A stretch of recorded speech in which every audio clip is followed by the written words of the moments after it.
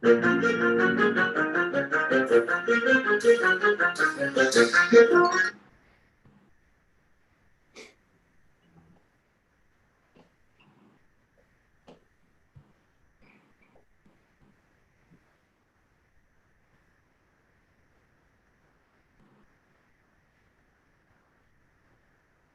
a PowerPoint first. PowerPoint first. Yeah, I gotta get to it.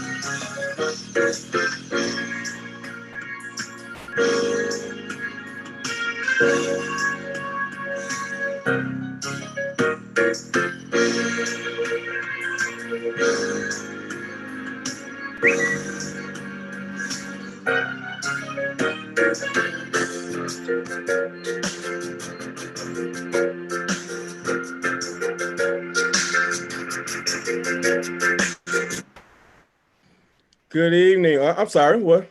Good afternoon, everyone, and welcome to Chat and Chill, the exclusive with our very own, the legendary Richard Smallwood. Glad everybody's in the room. Thank you for joining on behalf of Next Showcase USA, Chicago Creed, and also Chicago Alliance. We want to welcome you again to this magnificent event. And right now, I am going to bring to you our host for today. She is the senior segment producer for WGN and also our official host for Chat and Chill. Ladies and gentlemen, Miss Tyra Martin.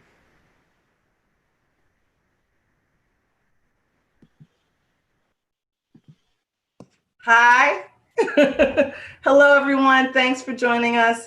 Thank you to Next Showcase for inviting me to be a part of this amazing conversation with a music legend. We'll get right into it, but shortly, Richard Smallwood has been identified by the Smithsonian as a gospel innovator and songwriter. He's changed the way people worship, secular and folks inside the church.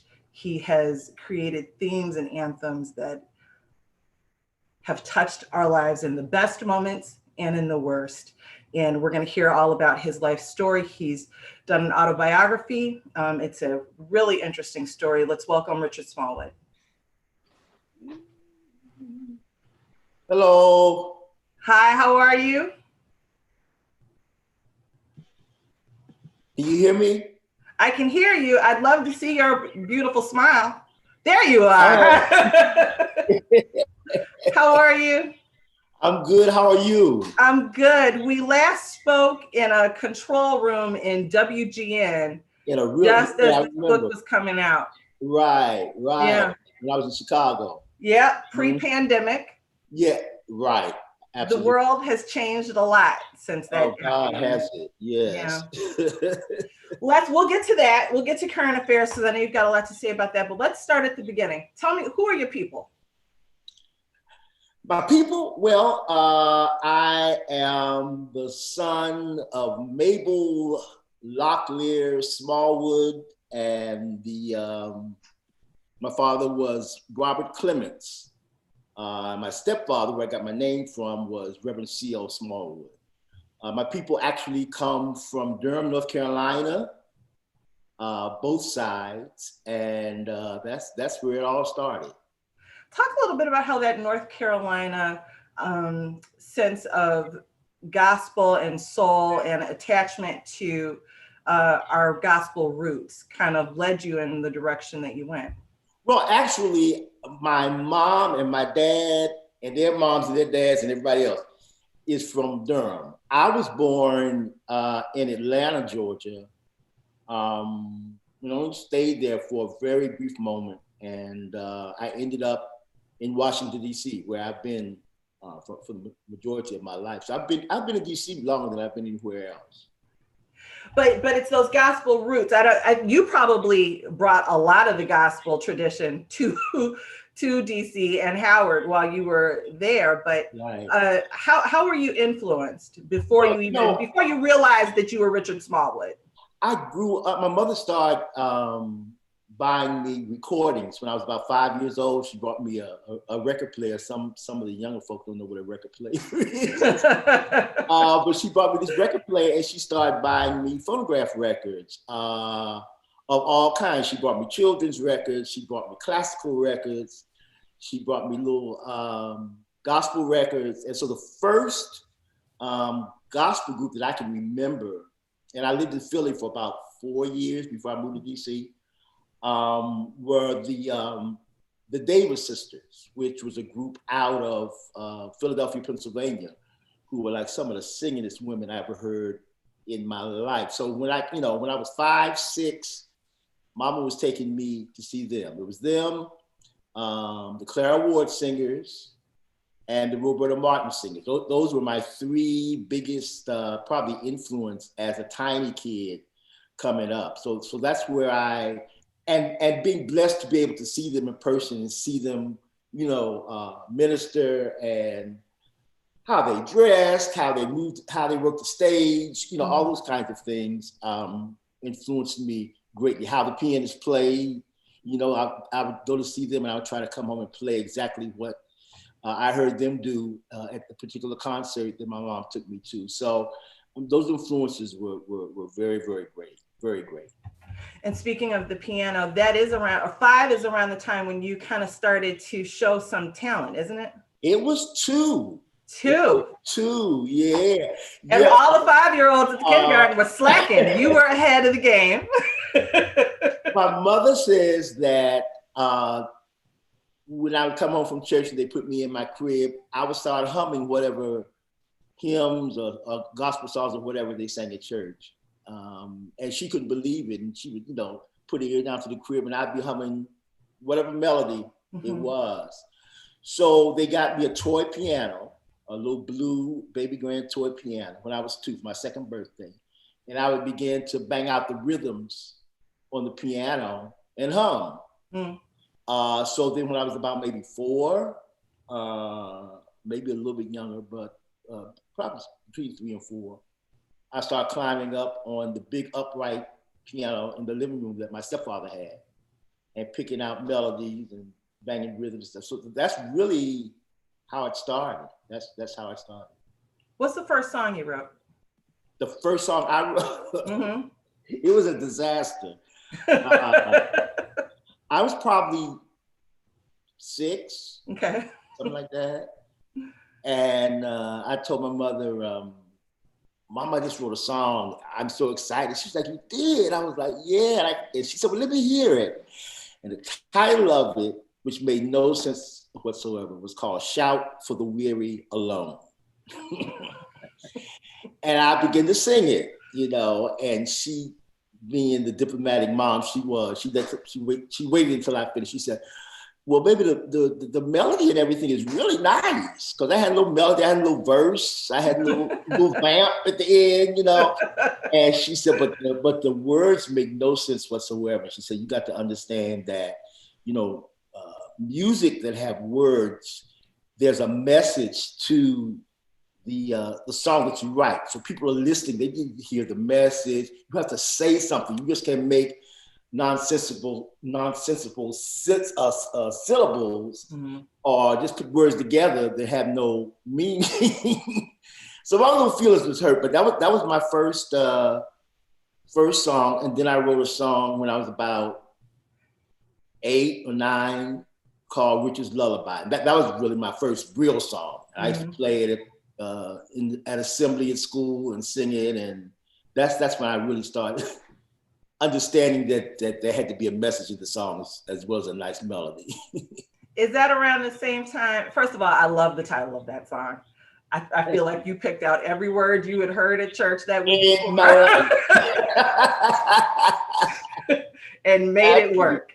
Absolutely. Is around 6 or 7 when you are starting to become a little bit more of a informed and prolific writer. Is that around the same time that you started to be influenced spiritually by the music, start to hear the messages in gospel? Oh yeah, I mean, I started very young because I think my mom started taking me to gospel concerts when I was 5, so I was very influenced by the message. I just didn't really know how to sort of put the messages together myself. But I was very influenced by what I heard these professional pioneers sing, and so sometimes I'd be home and I'd be listening to these records, because that's all I did was music. Just give me a record player, a room, and close the door, and just let me have a good time. That was my idea as a kid, is having fun. And sometimes I would cry when I would hear them. I remember the first time I heard, and I must have been maybe 6 or 7. I heard Aretha's dad preach "The Eagle Stirs Her Nest." And I started crying. It was so moving. It was so powerful. Mama was like, "Why are you crying?" I was like, "I don't know." But it started touching me at a very very early age. Very early. Yeah. Yeah, I'm a crier too, so we have that in common. Not cute, but what are you gonna do? Yeah, the ugly cry. Talk a little bit about developing that talent. You have identified it yourself. The family is supporting it, and you. Right. When did you decide, I think I want to do this? When did you decide, I think I want to be a musician instead of a fireman or a policeman? That's all I've ever wanted to be. I mean, I've had those those short moments when I wanted to be Superman. Or Superman. I wanted to be a cowboy. The things I saw on TV, a cowboy. I wanted to be a fireman at one point. But my biggest desire was to do music. So when I was 5, I asked my mother to get me a robe. I said, "I'm gonna sing gospel music, so I'm gonna need a robe." So my mother got me this. She got somebody to make this little black choir robe. Took a picture. I was 5. Took a picture of it in my memoirs, and I was standing in front of the mirror with that robe on, and pretend like I was singing and playing in front of thousands of people. That was playtime for me. That was I lived in a fantasy world, and that's what was important to me. You talk in the book, and you've spoken openly about it in other interviews about coming to the realization that you may have been dealing with depression. It's something that folks don't talk about in church often. They do now more, but certainly back then they didn't. I mean, a couple of years ago, they didn't. Absolutely. You said sometimes you just felt sad and could not understand why. I felt very sad, and I was filled with anxiety most of the time. My mom said from her bedroom she could hear me grinding my teeth at night. And I was probably 6 or 7 then. But I had a stepfather who was physically abusive to me. And I think that was a lot of it. I feared him intensely. And I just never knew when, the next hand or belt or whatever would fall for no apparent reason that I could figure out. And so the anxiety started very, very, very, very early. There is a phenomenon for those who have anxiety. I can't remember the name of it. I was looking it up the other night. But it's a feeling that you get where nothing is real. You're walking along or sitting or whatever, and all of a sudden there's like a click, and it seems like you're in a dream. And what that is the body trying to shield itself from the anxiety and whatever's going on. And the first time I remember that happening to me, I must have been maybe 7 or 8. And my mother had taken me downtown to see the Christmas decorations. And I was walking through the toy store, and all of a sudden I just felt something snap. And it was like I was in a dream. It was like if I put my hand on something solid, it would go right through. And I couldn't figure out. I kept saying, "Mama, nothing's real." And she was like, "What? What are you talking about?" I said, "Nothing's." I couldn't explain it. And I couldn't have been no more than 8. So I know that's when the anxiety started. I think the depression probably started a little bit after that, but certainly it was something that I lived with. I wasn't really diagnosed with depression until I was grown, but as I look back, even in my school years, I would have a lot of stomach aches. Anything that would frighten me or make me feel intimidated, I would go into this thing where my stomach would ache. I get to things where nothing was real, and my mother took me to the doctor, and they gave me all kind of X-rays and stuff. Stomach was fine. But as I look back at some of the symptoms that children have who deal with depression and anxiety, I can see exactly, what it was. You just didn't have a name for it. And of course, nobody in the Black community, talked about that. Mm-hmm. They didn't know what it was, so a lot of it went undiagnosed. Was music an escape for that feeling? It was. Sometimes when I would get the beatings or whatever, I would just go into my room and close the door and just do the music. I had, my mother said, you were the artist child that I've ever seen. I used to take she had an abundance of Christmas decorations that she would put on the tree. I would take the angels out of the Christmas decorations, and I would form a group, and I'd have soprano, alto, tenor, whatever. And I put on the records, and that would be my group. They do concerts all day. So finally, my mother, who was very, very artistic, she made me a little piano out of one of those old-fashioned big matchboxes. She took matches, the old wooden matches, and made microphones out of them, and took an old Whitman's chocolate box and made a stage. So I had my stage, I had my piano, I had my angel singers. So I would do that, or either I'd be in front of the mirror, or either I'd be at the piano. That was, as I look back, that was my biggest joy. And a lot of times, it was an escape from what I was feeling. The abuse that I was going through and the fear of my stepdad. That was where it just sort of, because when I was doing that, nothing else mattered. Everything else just sort of disappeared. Did you ever confront, and not in a violent way, but did you ever confront your stepfather about what was going on as an adult once you realized you had suffered? He died my senior year at Howard University. A month after I graduated from Howard University. By then he was so sick, I never confronted him. After it was, after he was gone, I would go out to his grave and talk to him and ask him why and those kinds of things. I mean, because on one hand, he was very abusive. On the other hand, he was very supportive of the music. He was a musician. So, because of him, I started playing in church when I was about 6 years old. By the time I was 7, I was directing the adult choir, giving their part. So, even in the difficult times, there was something that God allowed in terms of him pushing me in the music. When he would go to preach, he would take me with him, and I'd do the sermonic solo. My first song I sang was Real, Real, Jesus is Real to Me.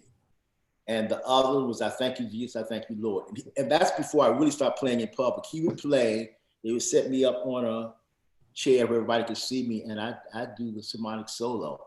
So it was a really strange kind of relationship. It was sort of a love. For me, it was like a love-hate relationship.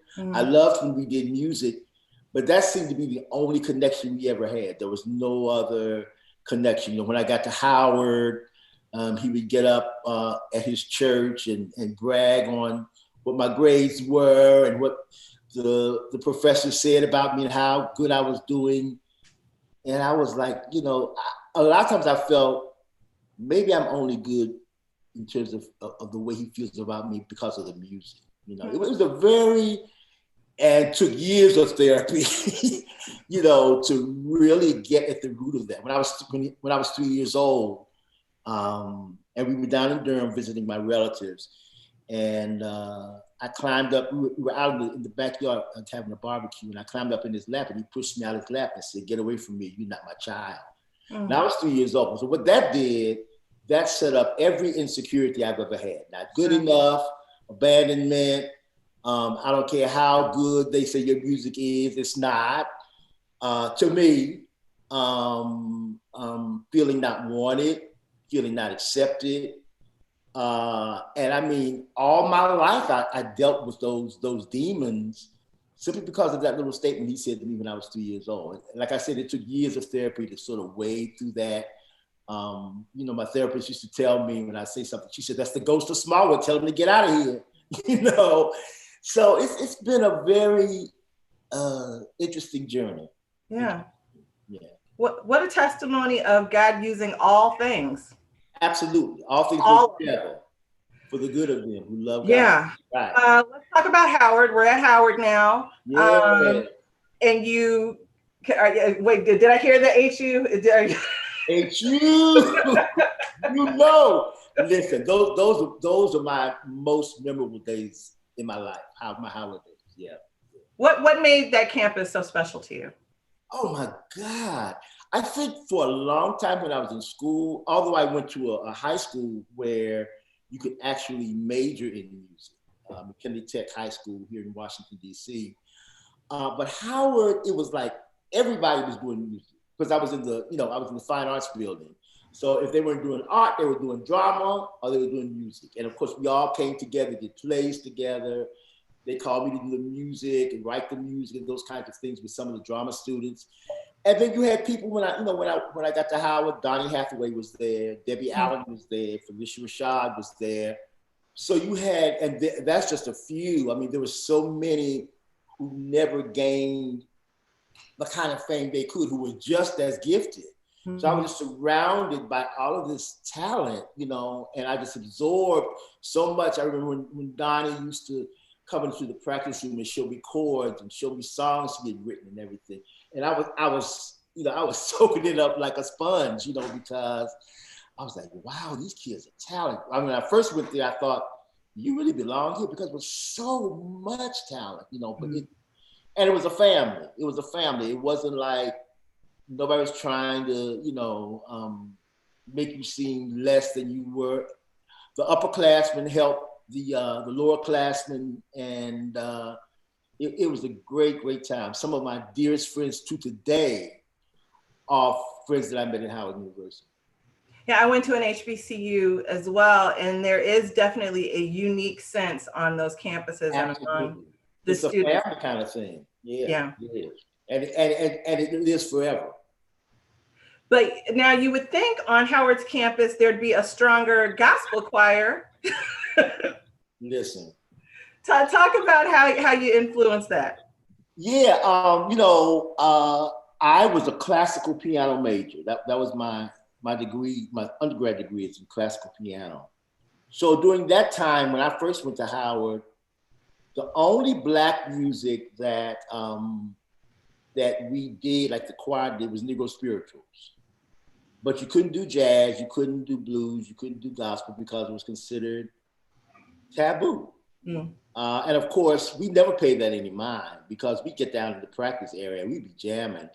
I remember we used to, because if the security guard caught us playing anything other than classical music, he reports to the dean. And God forbid if the dean walked through there, so I learned how to go from James Cleveland to Chopin in a matter of a half of a second. Somebody be looking out and say, here comes the dean, and I'd go right into Chopin or Bach, or whoever. And when they passed, we went back to James Cleveland or the Caravans or whoever. It was just, we learned how to do that. And then there was a lot of unrest on the campus. And we were very radical. And we took over the A building because there were some courses that we did not have at Howard that we wanted. And the powers that be were sort of antiquated, and this was sort of a new era of I'm Black and I'm proud, and recognizing who we were as people. And they still wanted to do that white stuff. I didn't mind doing the classical music, but give me the music of my people too, because I grew up listening to classical music. So that wasn't a big thing, but give me the music of my people. And so we took over the A building until we got what we wanted, and then we took over the Fine Arts building. And sat outside the front with the piano, played gospel piano all day. We sang until the dean would allow us to have jazz studies, a jazz department, a jazz band, and African American studies in music. And we got that about a year and a half later after we took over the Fine Arts building. So then at the end of the rest, there was so much unrest there. Someone decided to come up with an old time revival hour. Mm. So we got one of the students from the School of Divinity to preach. And we said, well, let's get a choir together. And so we started going around the campus talking about, we'll have this gospel choir together. And I think that first night we had about maybe 300 or 400 students. Wow. In the gospel choir. And that was the beginning of Howard's Gospel Choir. It was so popular. It was just going to be for that night. And it was so popular, and word began to spread that we started traveling all over the country, and it's still going till today. And I'm so proud to be one of the founding fathers of that aggregation, because them kids can really sing. They can really sing. And so, I mean, when I look back, you don't know you're making history, but you really are, and God just ordains those kinds of things. How do we get from Howard's Gospel Choir to the Richard Smallwood Singers? After I left Howard, I started attending the last church my stepfather founded before he passed, called Union Temple. And all of my friends from Howard started coming over there. My mother still was alive and working very diligently in that church. And we formed a young adult choir with some of the best voices from Howard's Gospel Choir, from Howard University, from all of the community. And from out of that choir came the Smallwood Singers. I decided that I really, I actually had my first group I formed when I was 11. And they were called the Richard Smallwood Singers. And we were all kids. We were all like, I guess the youngest one was 9. And I was 11. Maybe the oldest one was probably 14. And we sung all over the city and everything. So when I decided to form the real group, I decided, I'm going to call them the Richard Smallwood Singers as well. So I call the old group the Baby Smallwood Singers and the real Smallwood Singers. So yeah, I decided this is something I really wanted to do. I thought it was something I was called to do. And so that's why I formed the Smallwood. That's how it began, out of that young adult choir at Union Temple. Tell me about the worst performance in the early days. What's the day that you got in the car like, I don't know if this is the thing? Oh my God. You know what? I don't know. I'm trying to think of something. I mean, there've been hilarious things that have happened. Tell us a story. Stuff like that. Like, some of my singers losing their slips on stage and in the middle of the concert and falling. I never fell on stage, but some of the others fell on stage. But I never can really think of a bad performance. I've always been happiest when I'm on the stage. The depression, none of that ever took any kind of effect if I was on stage. I mean, that was just the happiest place for me. So although, there was sometimes where I know one time we went to somewhere in North Carolina, one of my singers' mothers wanted us to come down and perform at a school down there. And of course, nobody had ever heard of us. We were still in our 20s, whatever. And huge auditorium, and it had no sound system. So when we got there, we said, well, we need sound. So her mother, not knowing, went out and it was a little suitcase. And if you opened the suitcase, it was 2 speakers about this big. One mic. Okay. I was on the floor with the piano, and the group was on the stage. So we had to keep switching the mic, and no one could really hear it because, like I said, the speakers was that weird. And so it was just like, that was a nightmare. That definitely was a nightmare. And I guess that's when we started thinking about maybe we should have some kind of rider or something so we can ask people exactly what we need. But I mean, it's a learning experience. We were young, we didn't know a lot of stuff. We got stranded in Europe.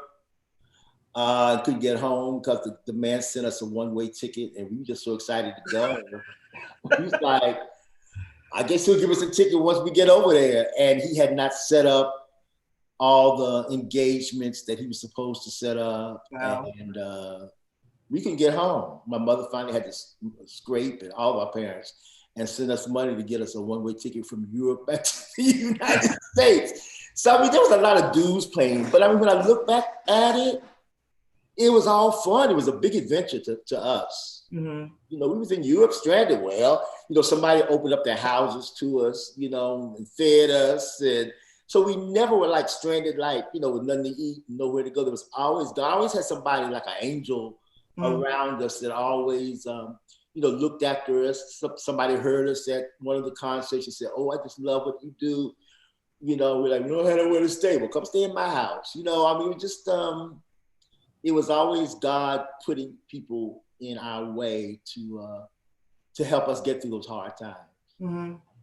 What I hear from a lot of gospel singers is that it's a difficult moment when you realize that the gospel music business is the music business, and that there is kind of a mental transition you have to make to be able to keep a foot in ministry, right, and keep a foot in business. Tell me about that transition for you and how you handled it. Actually, that transition came very early. I just, you know, I always did music because I loved it. I didn't know anything about the business. There was nobody to really teach me. So, you know, you go along and you make mistakes. But the one thing that happened to me, and this was very early on, I was still a member of the Howard Gospel Choir. And the late Reverend James Cleveland heard about us and invited us to LA for a week of concerts. He set up concerts like every night, and we sang every night, and all of the, you know, the big wheels in gospel music in LA were there singing, you know, with us. And we were just like, I had never flown before, the first time on a plane. It was wow. It was like we're in Hollywood, you know. But I had written this, the first song I wrote for Howard Gospel Choir was an arrangement of the Lord's Prayer.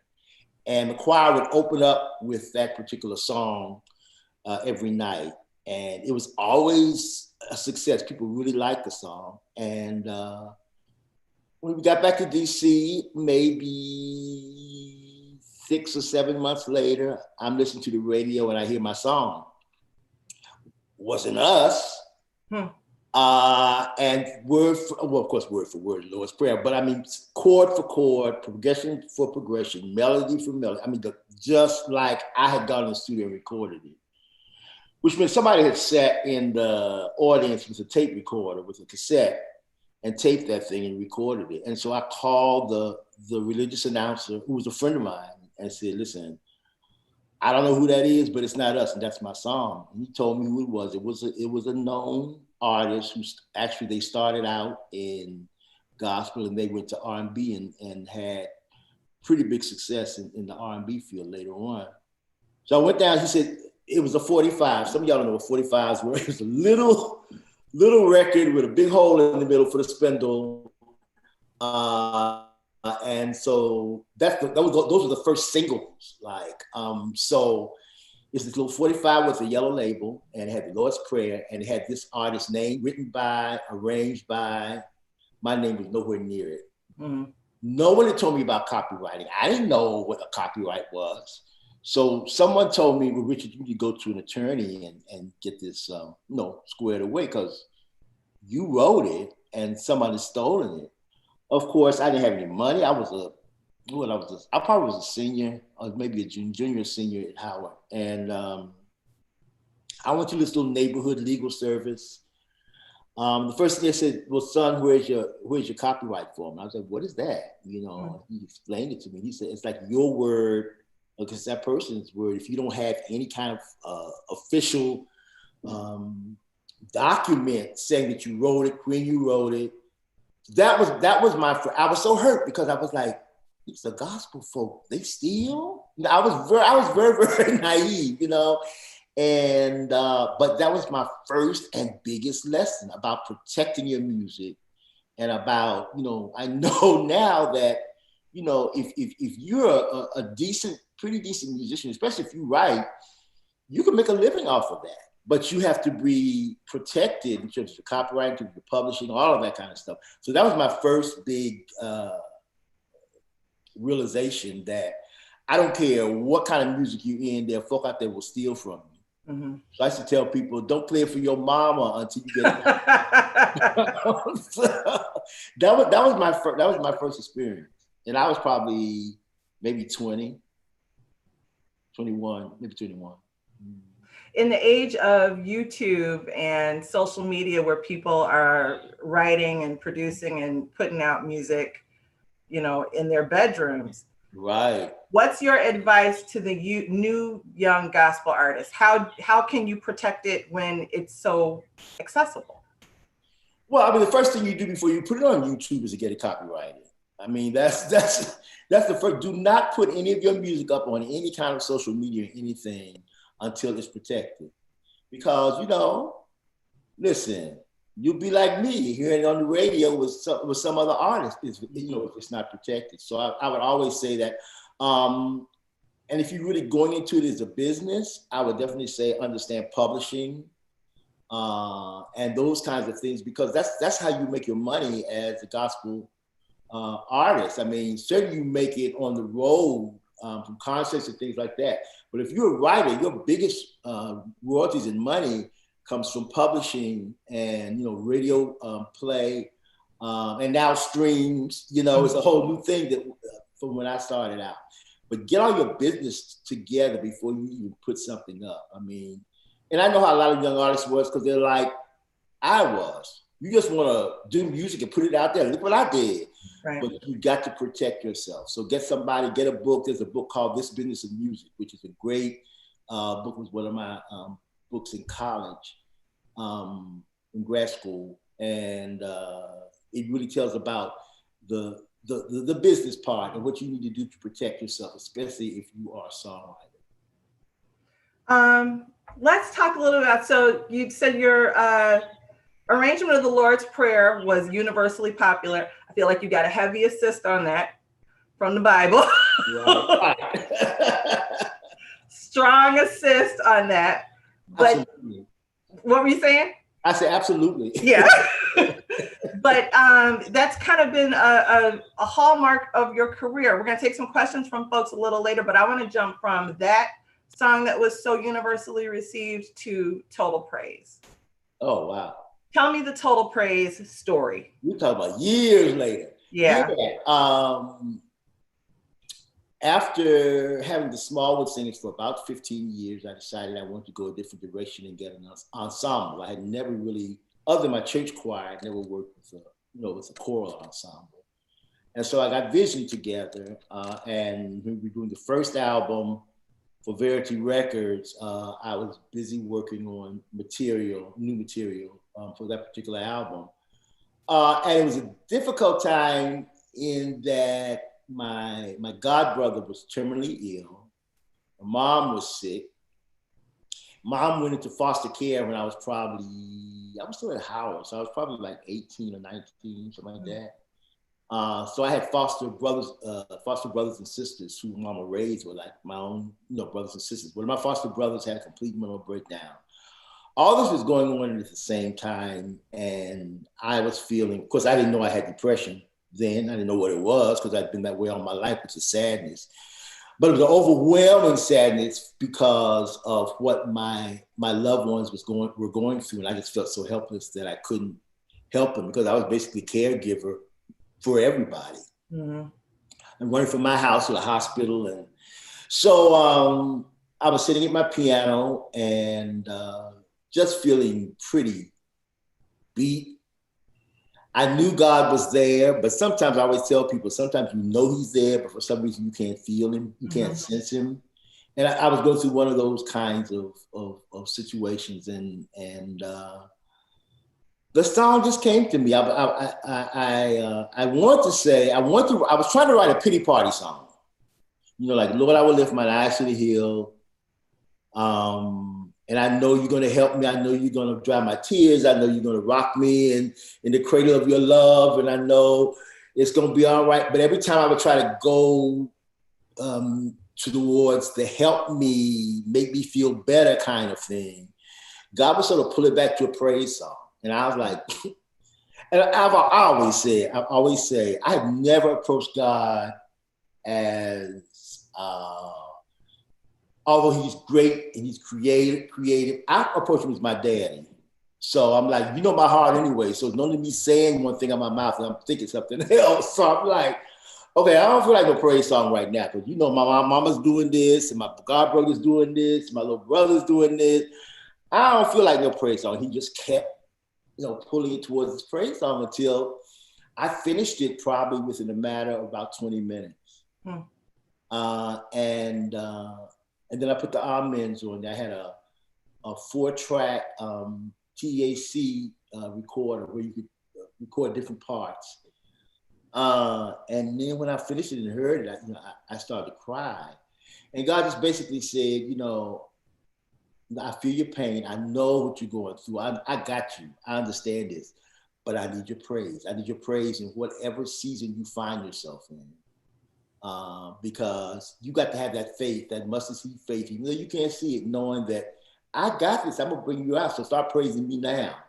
Give me my advanced praise, And he also taught me there's a difference between mountaintop praise and valley praise. Mountaintop praise is everything when everything is going right, everything is perfect, and you just shout and praising God. But that valley praise is when you can't see the light at the end of the tunnel. You don't know how you're gonna get out that situation, but yet you praise Him because you know who He is, and you know you're His child, and no matter how it looks like to you, you know He's gonna bring you out. So that's what taught me. That's what He taught me about that song. When I taught it to Vision at rehearsal, we had to end rehearsal that night after we sang. The power of God just came in there so strong. But I never knew that it would do what it has done. Because that song in this year is 25 years old, mm-hmm. And it's like there are kids who are singing it who weren't even born when it was written and released. So I'm just amazed at what God is doing. It when people send me, videos from Samoa and Italy and in Germany and Norway, and people are singing it in their native tongue. It is the most amazing and awe-inspiring and humbling thing, I think, that has happened to me. So, you never know what God's going to do with the music that He gives you. I had no idea where He was going to take it. And it is sung for funerals, bar mitzvahs. Listen, I had a rabbi come up to me. I was doing something at Carnegie Hall in New York, and had a rabbi come to me and say, "We sing your song all the time. We love it." So it is transcend religions and racial boundaries, mm-hmm. cultural boundaries. So I thank God for it. I thank God for it. We've got a clip of gospel artist Nicole Mullen was at what looked like a protest. Okay. She shot some video of it, and it speaks to what you're talking about, that it transcends everything and is now being used to inspire folks that are engaging in the civil rights movement. We're going to listen to a little bit of that. Okay.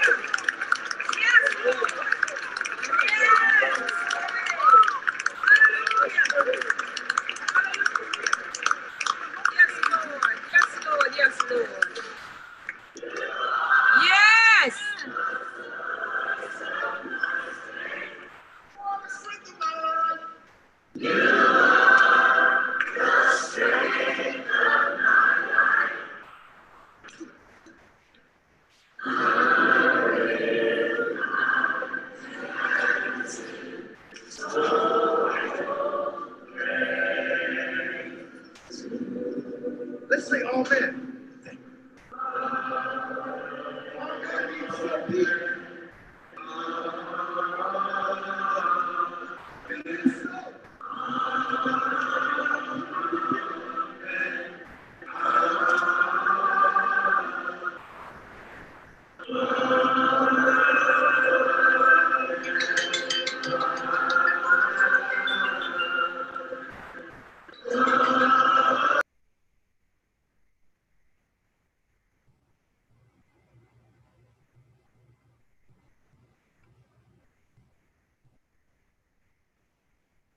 What's it like to hear and see a crowd that looks like the nations of the world praising God to the words that you wrote? You know, it never gets old. It's always amazing. You know, many times it brings tears to my eyes and just shows me how great our God is. Because like I said, you know, I never had, I knew when we wrote it just the way that people, you know, reacted when they heard it. Even the night that we recorded it, it was the first song we did on our Adoration album. And we couldn't get past the first song. So I was like, okay, we got a whole concert here. We got to get past this first song. It amazes me when I see, you know, all colors, all cultures coming together singing that song. It's the most moving. I couldn't be more grateful and more proud. I really can't. So it never gets old. People are like, well, you know, you've heard this person sing it. You know, Fantasia closes her concerts with it. You know, Patti LaBelle used to close her concerts with it. So it just transcends everything that you think might stay in the way of somebody singing it or someone enjoying it. It just seems to become like an international kind of song that everybody loves. So I'm so grateful. This was just beautiful. I hadn't seen this. This was absolutely beautiful. And I watched people who would be afraid to step foot in a church that their underwear might catch fire. Yeah. Why? Listening to this song. Yes. It's amazing. I remember seeing a video of Fantasia doing it, and the whole audience was singing. I was like, how do they know that? And of course, I remember playing for Aretha's funeral and seeing former President Clinton just singing along with it like it was some song that he grew up with. You know, so I'm like, the way that song has traveled this globe is just amazing. And I know it's nothing but God. It's nothing. I give him all the glory and I give him all the praise. You gave your autobiography the same title. Is it because that is a story of total praise? It is. I mean, because, you know, beyond all the stuff that I've gone through, the difficult times that I've gone through, it all was for a purpose. I believe there's purpose in everything. And even the very difficult times I've dealt with, the depression, the anxiety, my stepdaddy, my family situation, which is a whole nother story. Um, uh, it all was to make me who I am today. And so when I look back, I just give God total praise for everything I had to go through to make Richard who he is today and to bring Richard to where he is today. Although it may have seemed difficult when I was going through it, like I said, for we know all things work together for the good of them who love God and who are called according to his purpose. And I remember when I was small, I used to think that meant just the good things, but it's the bad things. Everything is working for our good. So, I give God complete praise for it. What do you hope people get out of reading the book? I hope they will be inspired. I think a lot of times people see your success and they think, it was an easy road, and they don't think you have problems. They don't think you go through issues, and we're all the same. We're all human beings. We all have the same, struggles and heartaches and all of that kind of stuff. So I hope people can read my story and see where I've come from. I was basically, born out of wedlock. So I'd be considered a bastard, by the world's terminology. But God puts you on this planet for a specific purpose and reason. And when they see how I came from, where I came from, what I came through, and what I've come through, even in my adulthood, I hope that will inspire them to look at their lives and say, well, if he can make it, I can make it. So that was my main reason to do it. And I really want to give a platform to depression and mental health, because I just think it's something that is universal and it plagues our entire planet. Church doesn't talk about it. They sweep it under the rug. And the suicides are astronomical in terms of numbers.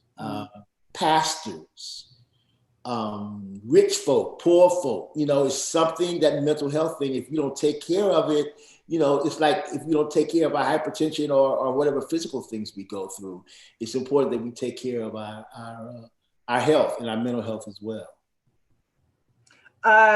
To your point, we're gonna start taking some audience questions. So folks, if you've got those, start preparing those. And while those are coming in, Mr. Smallwood, my question is, money can't buy you happiness, but it can buy a whole lot of shiny stuff. Yeah. What was your first big baller, I got a really good check purchase? Probably my Mercedes. I always wanted a Mercedes when I was a kid. The first car I bought was, I don't know what that was. It was like a little Ford or something. It was teeny, but it was mine, my first car, and I was proud of it. When I got that first Mercedes, you can tell me nothing. I was like, I finally arrived. So that probably was the first thing. I think one of the things that, for me personally, is I brought my mother, because I grew up in the age of black and white TV. And I brought my mother a great big color TV set. And she sat there and watched her soaps forever, All My Children and One Life to Live in General Hospital. That was her thing, her game shows, The Price is Right. So that gave me joy, being able to do something for her like that. But for me, it probably was that car. That probably was my first thing. And then, of course, I bought a condo, and then I also bought a home later on. So those things were like, pretty big. All right, let's go to some viewer questions. Reggie, can you help us with that?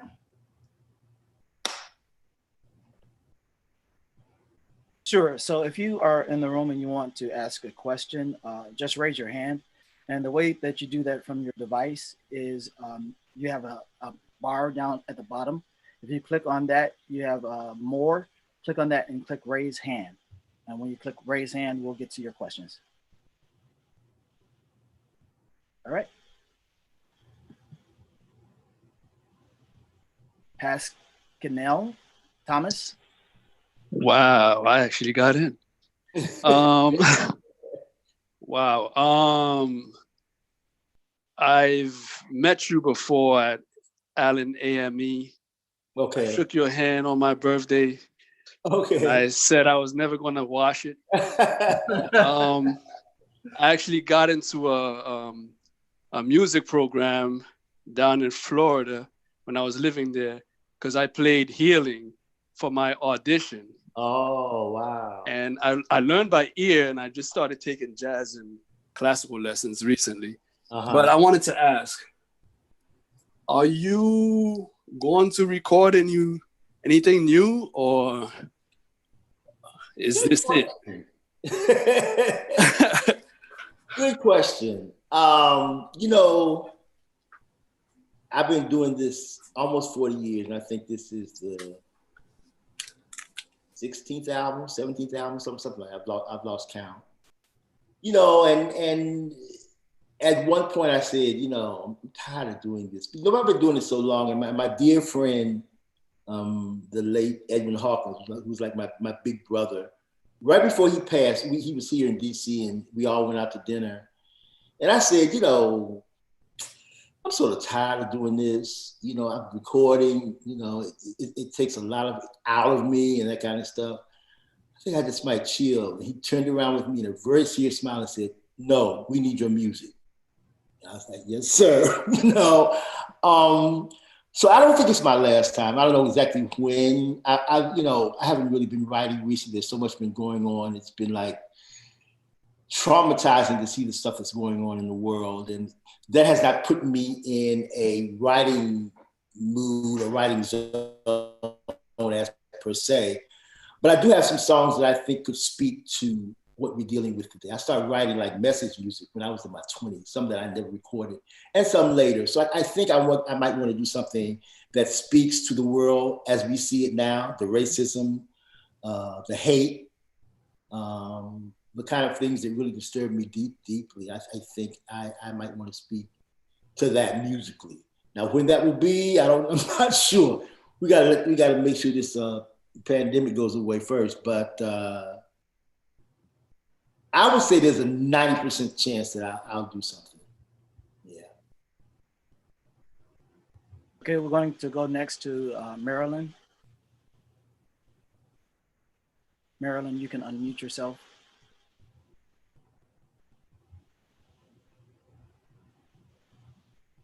Marilyn Furbush, you can unmute yourself and ask your question. Marilyn. Okay, we're going to go to Andrea Wright and get her question. Andrea, you can unmute yourself. Hi, good afternoon, Mr. Smallwood. How are you? I'm fine. How are you?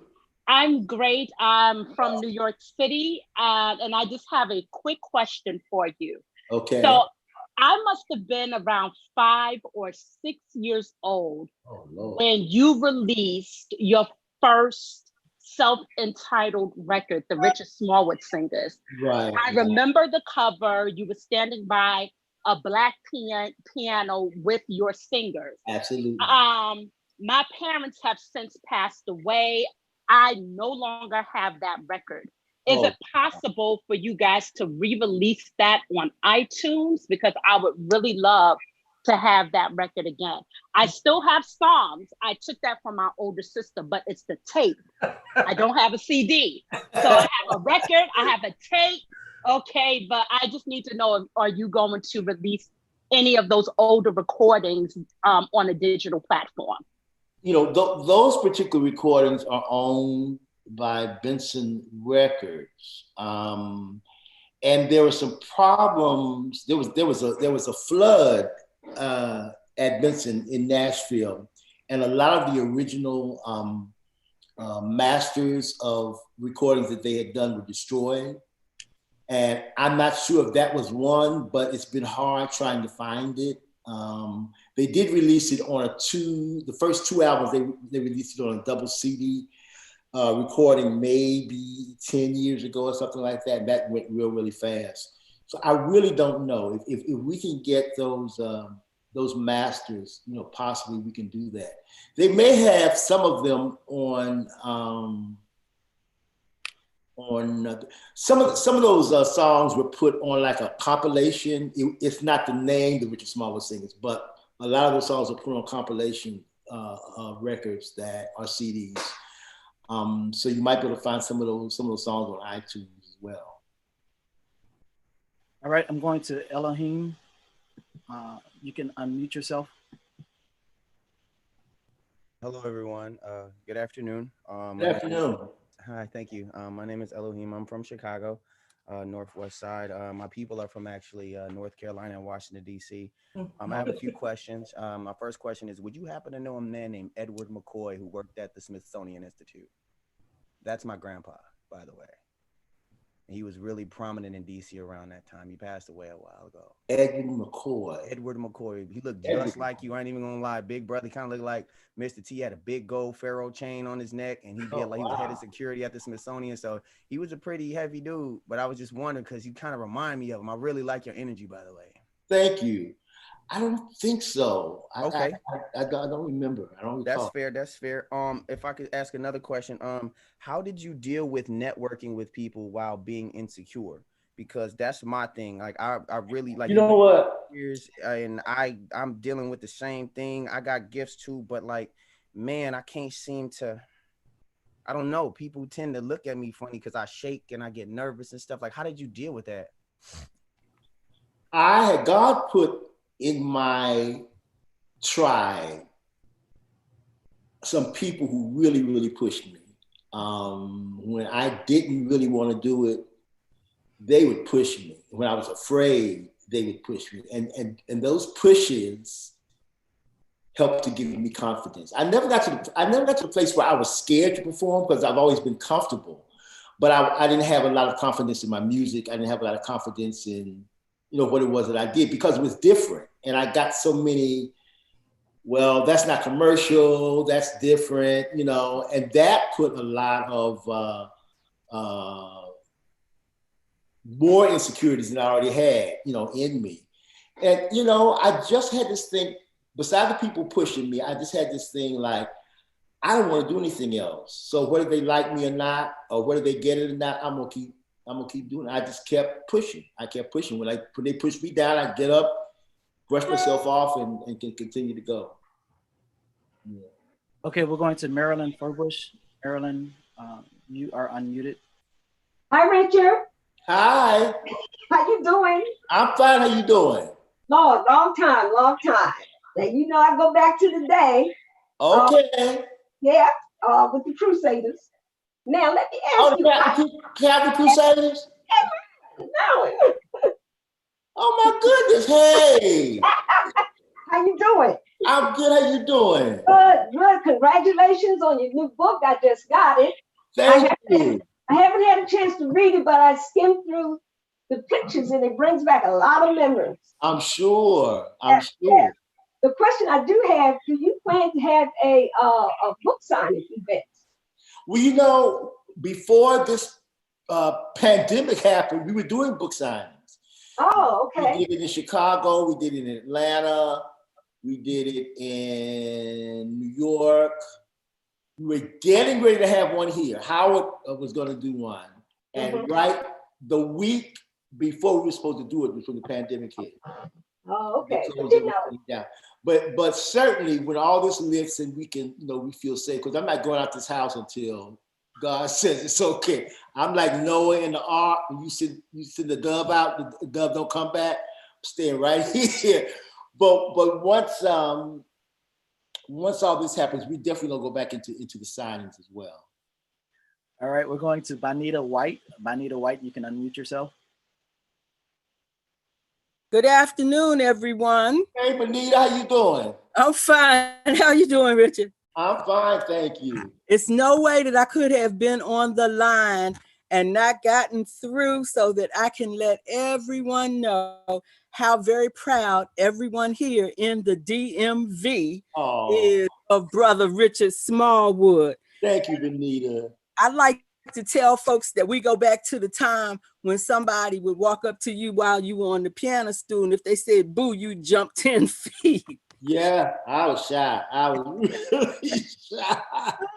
But we really are proud of you and happy for you. Thank you. The thing that we love most, of course, is that you have never, ever changed. You are still the same, regardless of everything that has happened in the way of your success and your popularity.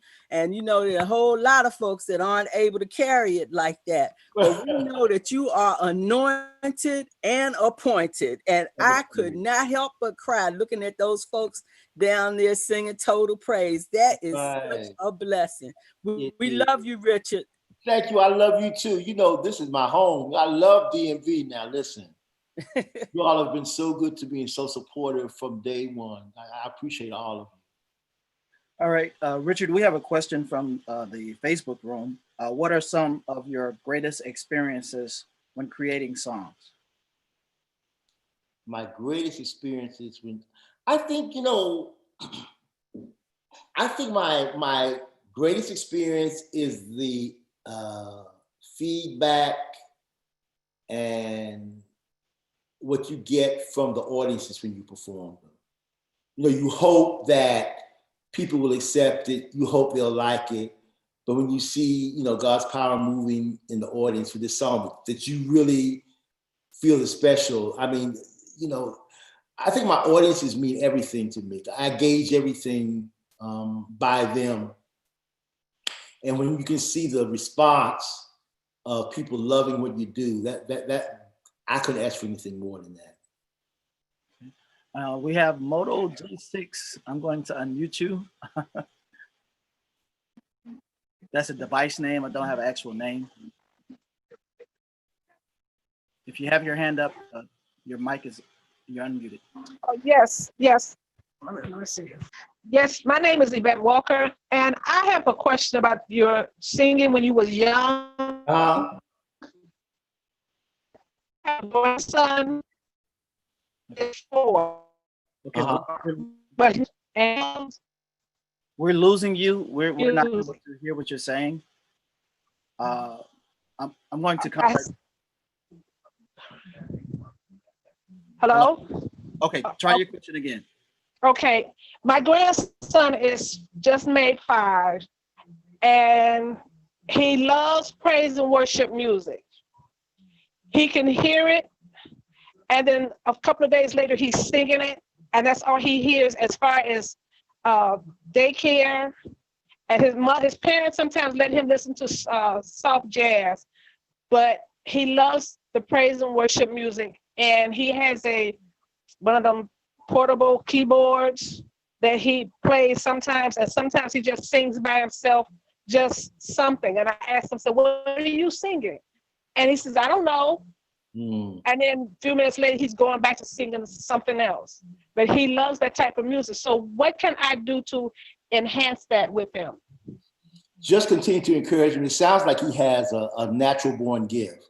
Because when you have kids, you know, that age and that young, who just gravitate towards anything, especially music, like that, that means there's something that they were born with in terms of gifts.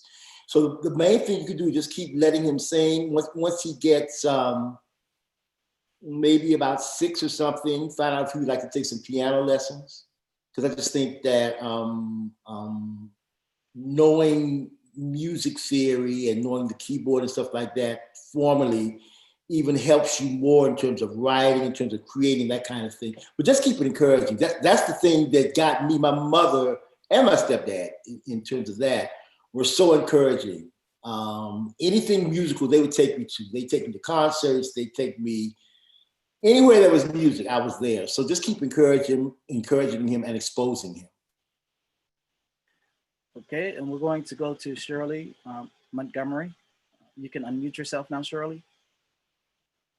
Shirley Montgomery, you can unmute yourself. God bless you all. Praise the Lord. Dr. Richard Smallwood. God bless you. I've been a person that loved your music and total praise. Man of God, your songs was being even sung in the women's prison at Atwood Camp. Praise I heard, let me tell you, they sung total praise. That song, and you might say, well, how do you know? Because some things that I had to experience. Hey, but to God be the glory in Jesus' name. The Amen. Testimony is that when they did that song, along with the women's play that was directed by Sylvia Sylvia, I can't think of her last name, but anyway, I got to give you this testimony. God moved in such just an unfamiliar way at that camp.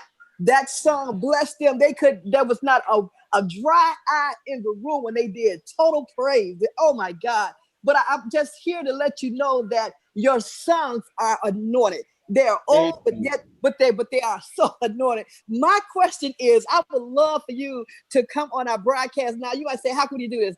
I like to pre-record my broadcast. I want to hear about your book, man of God. If there's some kind of way that the next level of ministry can get that, allow me to do that. I have my own broadcast, and I'm heard in Chicago as well as in Detroit. Michigan is also a little syndicated too. But I thank God for your ministry. So I would love to have you come on my broadcast, which is called the I Am is capitalized. He's talking about God. And he's forever. He's I Am Fabulous and Improving radio broadcast. I would love to have you come on and talk about your book in Jesus' name.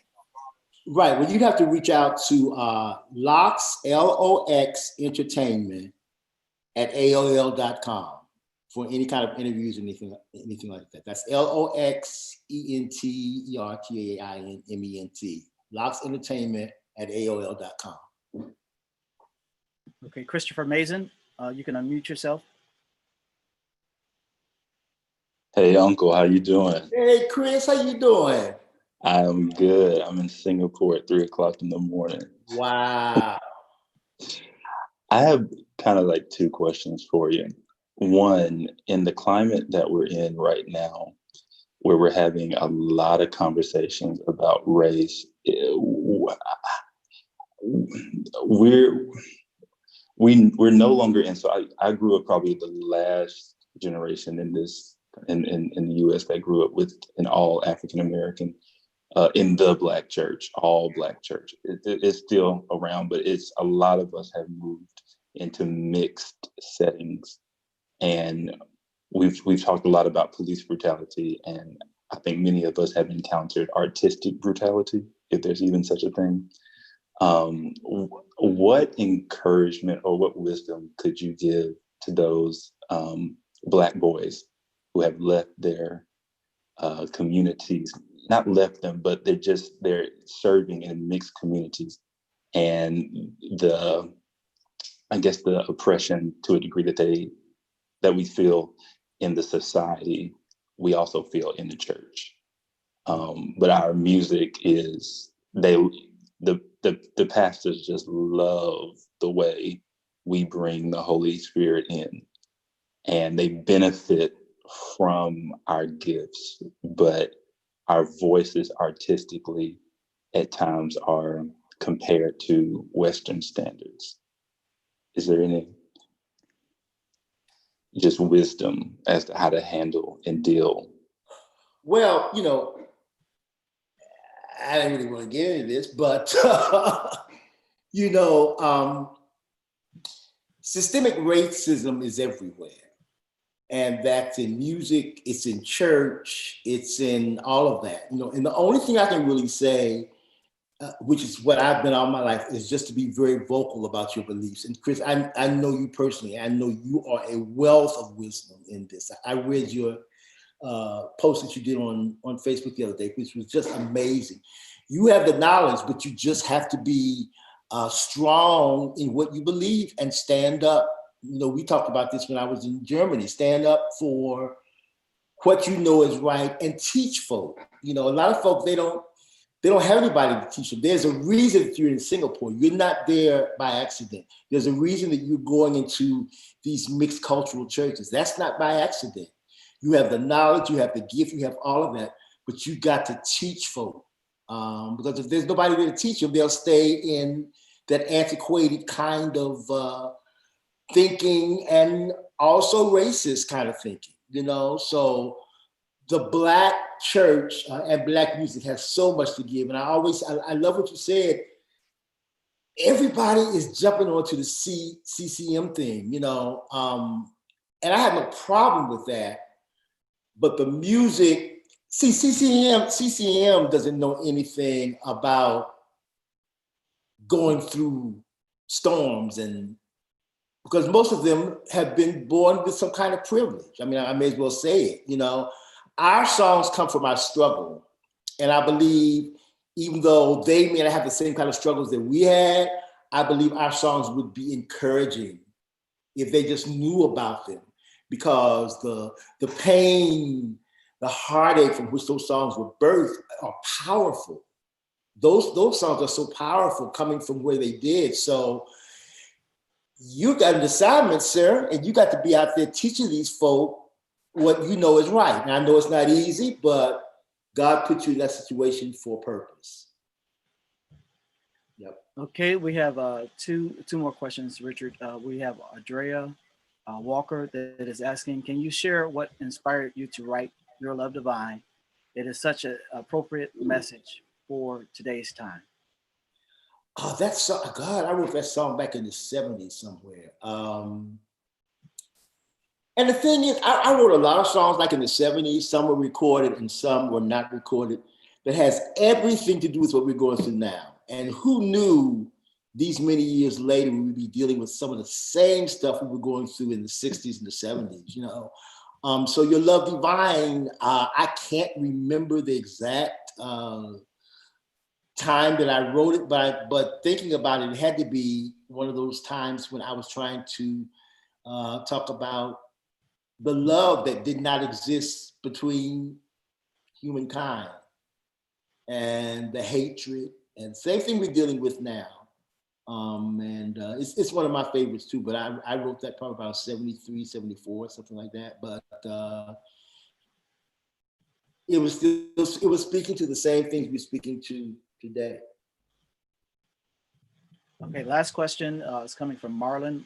Marlon, you can unmute yourself. Hello, Rich Smallwood. How are you doing today? Hey, Marlon, I'm fine. How are you? I'm doing good. I actually have two questions. First of all, my first ever time seeing you in concert was the live recording for Anthology. So it was a blessing just to be there in that atmosphere. Thank you. First question is that when you are, trying to plan your next album, I noticed that you usually go back to the old Smallwood singers songs and have Vision, sing those songs. So I wanted to ask you, what goes in that process of saying like, okay, I'm gonna go back and pull one of the old Smallwood songs out and re-record this for Vision, because I know it's amazing how, like it, for example, I Love the Lord. Y'all perform that song, and then the next thing you know, 20-something years later, Whitney Houston sings that song, and now that song is like gone global all around. And my second question is that, being a pastor's kid, I'm a pastor's kid myself.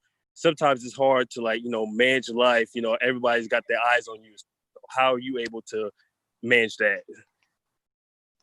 Well, in terms of managing that, I think that's par for the course. When you're a preacher's kid, people expect you to be perfect. And some of the worst kids in the world are preacher's kids, from my experience. But you just have to be you. I hate it when you're held up to a standard that is unfair. I think you just have to be you, to be who you are. That never really bothered me. Certainly people look at you with a magnifying glass and that kind of stuff, but that never really bothered me, because my mom especially taught me to be who I was. And I was never a bad kid, but I had my little issues. I had a little bad mouth problem, stuff like that. So, that mama straightened out, but you just sort of have to be who you are. And in terms of the old songs, I don't know. There's some songs that the Smallwood singers did that I just love, and sometimes I think that when they came out, they didn't get the kind of push or the kind of promotion from whatever label I was with at that time. And then there's a whole generation who never heard it because they weren't even born. So, every now and then I'll go back and get something out of the Smallwood Singers Collection, because that's a very dear era to my heart as well. All right, we are closing the questions there. We did have some more coming through the room, but we're going to go back to Tyra and the interview. Thank you. Thank you so much, everyone that tuned in. Richard, thank you again for just your ministry, your time today. You didn't have to spend this much time talking to us. We all appreciate it. Oh, no problem. We all appreciate it. Do you have any final words you want to leave folks with? Well, I do want to say, if you don't have the book yet, you can go to my my website, which is richardsmallwood.org, or you can go to Amazon.com, or you can go to BarnesandNoble.com. And the title of the book is Total Praise. That's easy to remember. And I'm so proud of it. It's one of the hardest things I've ever had to do. But I'm so proud of the way that it turned out. So go get it and pick it up and tell your friends about it if you haven't as of yet. Okay, again, the book is called Total Praise. It's available wherever books are sold. We'd like to thank Chicago Alliance, NGP, the partners that help bring this conversation to everyone, as well as Chicago Creed Music Group.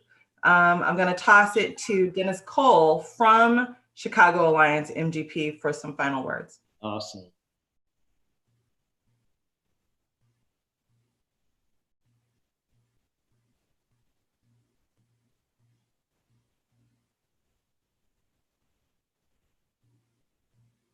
Have to unmute me. Oh, okay. Can you hear me? Yes. Oh, okay. Thanks, Tyra. First of all, let me thank Mark and Reggie for inviting us to partner with this Richard Smallwood. And it was a privilege for us, the National Alliance, to honor Richard last year in Washington, D.C. And Philip Carter put together some awesome music about Smallwood. Absolutely.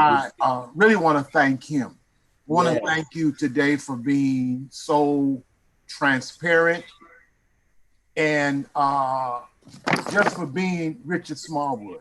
Well, thank you, Dennis. Also, thank you for giving us timeless music and music that we can share with generations and generations coming on. And much success with your music. But I got one question. Can I ask it? Sure.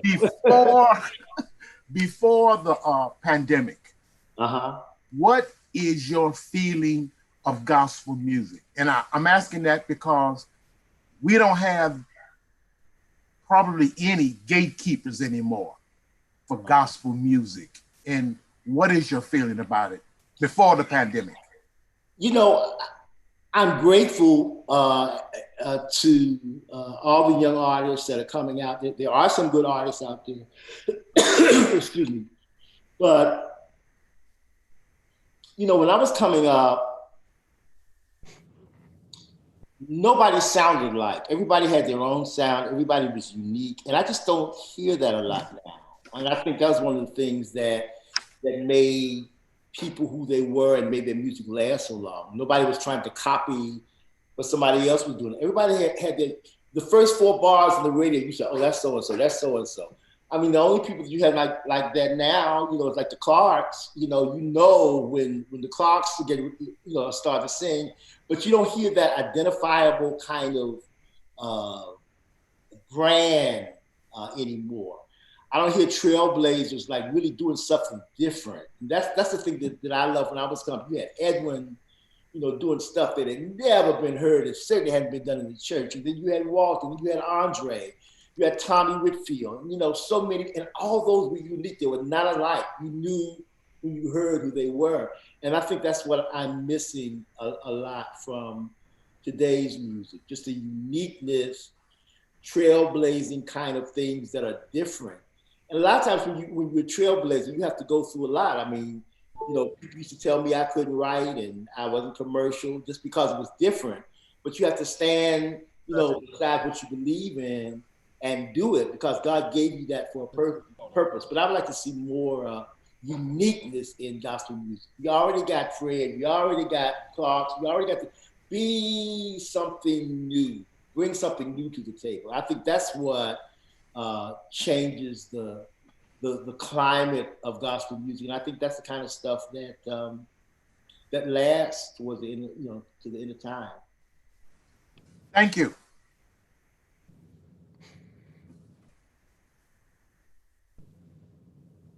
Tara, you unmute yourself.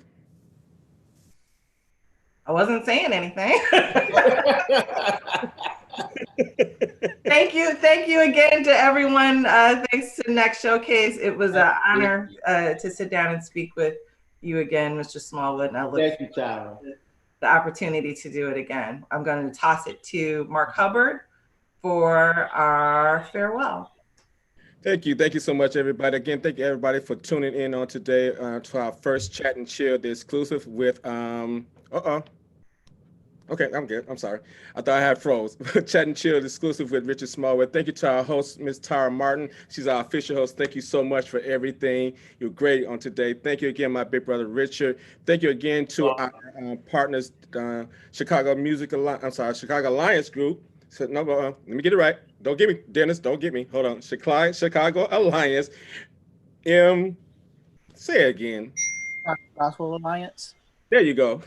Dennis is gonna kill me for real. Chicago Creed Music Group. Oh my God, I'm gonna get in trouble for Dennis. But listen, and I'm a true member too. I'm so sorry. Forgive me, guys. But thank you out to everybody. I hope you guys have enjoyed this on today. We plan on bringing more of these back again. You can stop the share now, Derek. Thank you. We hope you guys will be back for our next one. Thank you guys for sharing. Again, Richard, make sure you guys go out and purchase Richard's book. If you guys would like to support our platform, we have Cash App as well as Zelle. So if you like a Cash App us at Next Showcase, we would love your support to continue to put on these platforms. Again, thank you to our partners, Chicago Alliance and Chicago Music Group. I got it. There we go. Chicago Alliance and Chicago Music Group. I got it. Chicago Creed Music Group. God, I still messed up something. Jesus Christ. You guys say I love to have fun. But again, thank you guys so much. But again, if you love to support us, we would love to have it. Our Cash App is Next Showcase. Again, that's Next Showcase. We appreciate your support. Again, thank you, Tara. Richard, you already know, big bro. Love you, Mark. Love you too. All righty, everybody. Thank you guys so much, and we'll see you all at the next time. All right. Good night. Night. Good afternoon. Evening. Goodbye, all.